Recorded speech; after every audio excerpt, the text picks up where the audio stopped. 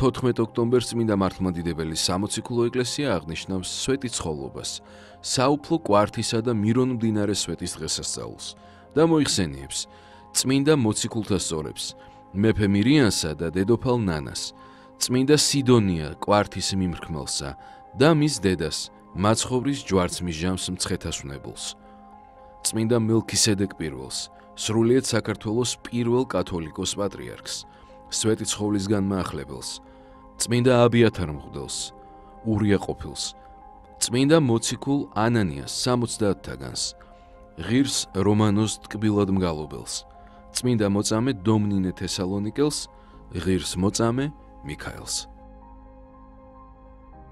დღევანდელი დღის მფარველი წმინდანების ლოცვით და მეოხებით უფალმა დაიცვას და დაიფაროს სრულიად საქართველო. ამინ.